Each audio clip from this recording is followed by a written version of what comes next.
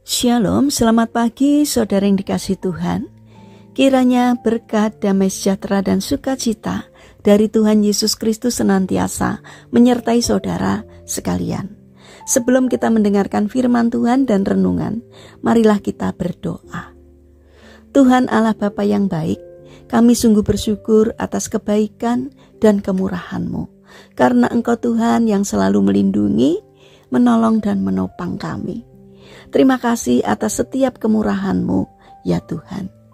Jika saat ini kami akan mendengarkan firman-Mu, kami memohon urapilah kami dengan Roh Kudus-Mu, agar kami dapat mengerti dan memahami apa yang Tuhan sampaikan kepada kami, sehingga karakter kami semakin hari semakin bertumbuh menjadi lebih baik dan berkenan di hati Tuhan. Terima kasih Tuhan. Hanya di dalam nama Tuhan Yesus Kristus kami berdoa. Amin. Saudara yang dikasihi Tuhan, bacaan firman Tuhan saat ini diambil dari surat 1 Yohanes 1 ayat yang ke-11. Demikian sabda Tuhan. Barang siapa berbuat baik, ia berasal dari Allah. Tetapi barang siapa berbuat jahat, ia tidak pernah melihat Allah. Tema renungan saat ini adalah perbuatan baik merupakan tanda kehadiran Allah. Saudara yang dikasihi Tuhan, ada kisah pasangan suami istri yang sudah menikah beberapa lama tetapi belum memiliki keturunan. Sampai pada akhirnya sang istri hamil, sehingga pasangan tersebut sangat bahagia. Dokter menemukan bayi kembar dalam perutnya, seorang bayi laki-laki dan perempuan.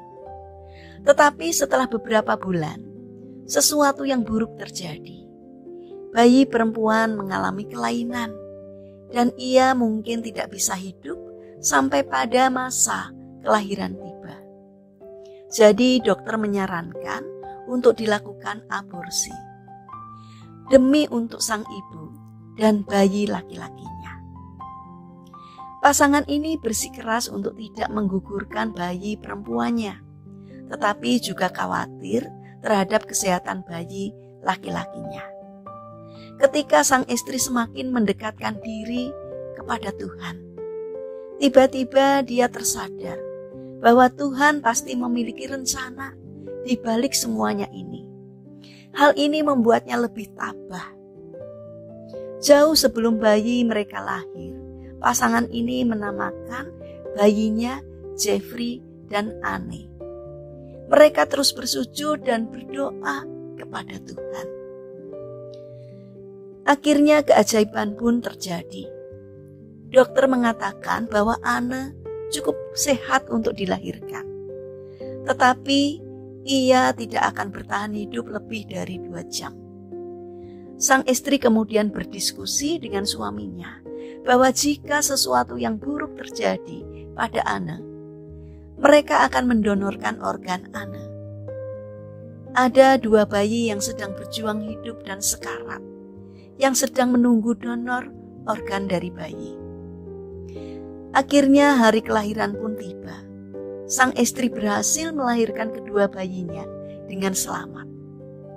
Pada momen yang sangat berharga tersebut, sang suami menggendong Anne dengan sangat hati-hati. Anne menatap ayahnya dan tersenyum dengan manis. Senyuman Anne yang imut tak akan pernah terlupakan dalam hidupnya. Keajaiban terjadi lagi. Anne tetap bertahan hidup setelah lewat 2 jam. Tetapi Anne tidak mampu bertahan setelah 6 jam. Akhirnya para dokter bekerja cepat untuk melakukan prosedur pendonoran organ. Setelah beberapa minggu, dokter menghubungi pasangan tersebut bahwa donor berhasil. 2 bayi berhasil diselamatkan dari kematian. Pasangan tersebut sekarang sadar akan kehendak Tuhan. Walaupun Anne hanya hidup selama 6 jam, tetapi dia berhasil menyelamatkan 2 nyawa. Bagi pasangan tersebut, Anne adalah pahlawan mereka. Dan sang Anne yang mungil akan hidup dalam hati mereka selamanya. Saudara yang dikasihi Tuhan, Hal terpenting yang dapat kita renungkan dari kisah ini adalah tidaklah penting berapa lama kita hidup di dunia ini. 1 hari ataupun bahkan 100 tahun sekalipun. Namun hal yang benar-benar penting adalah apa yang telah kita lakukan selama kita hidup di dunia ini. Marilah kita renungkan apakah selama hidup ini, hidup kita sudah bermanfaat bagi orang lain. Jika belum, maka segera pikirkan dan lakukan tindakan apa yang dapat bermanfaat bagi orang lain. Sehingga kita pun ikut andil untuk mengukir sejarah kehidupan. Sehingga orang lain pun diberkati oleh Tuhan melalui kita. Saudara yang terkasih, mari kita bangun karakter untuk mengisi kehidupan yang Tuhan berikan kepada kita untuk hal-hal yang bermanfaat, sehingga Tuhan dimuliakan. Mari kita berdoa. Tuhan Yesus yang baik, kami bersyukur atas kehidupan yang Engkau berikan kepada kami sampai hari ini. Kami tidak tahu sampai kapan Engkau memberikan kesempatan hidup untuk kami. Namun ajarilah kami agar dapat mengisi hari-hari hidup kami dengan sesuatu yang berguna untuk banyak orang.